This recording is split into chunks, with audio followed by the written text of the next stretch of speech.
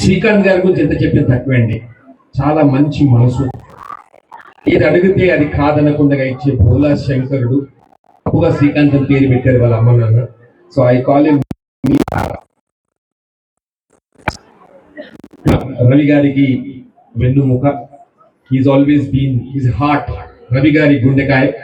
మరి రవి గారు ఏంటో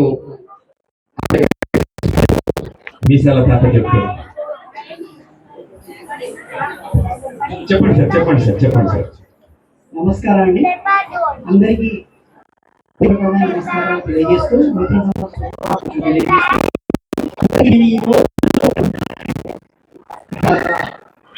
సేవ చేయడానికనే అది నాకు ఒక భగవంతుడు ఇచ్చినటువంటి గురువు.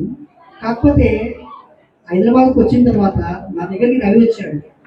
కొన్ని రోజుల నుంచి మన దగ్గర డాన్సెస్, స్కూల్స్, కంపోజింగ్స్కి వాటి అసిస్టెంట్గా చేసుకుంటూ వెళ్ళిపోతుండేవాడు.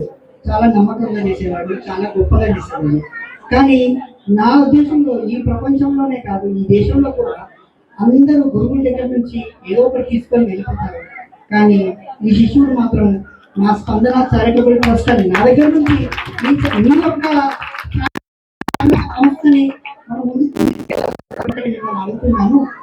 నేను ఇలా మీ పేరే మీ స్పందన పెట్టుకొని మొత్తం నడిచి వెళ్ళచ్చు అంటారు.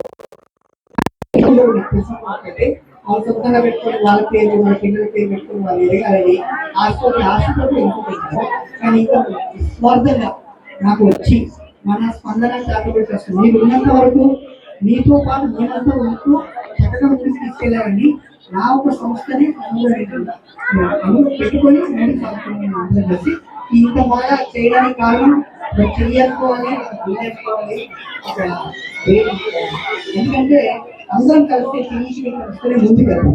కనుక మనం చెయ్యి అందరి చేతులు కలుపుకొని ముందుకెళ్ళాలని మా స్పందన నేను స్పందిస్తున్నాను.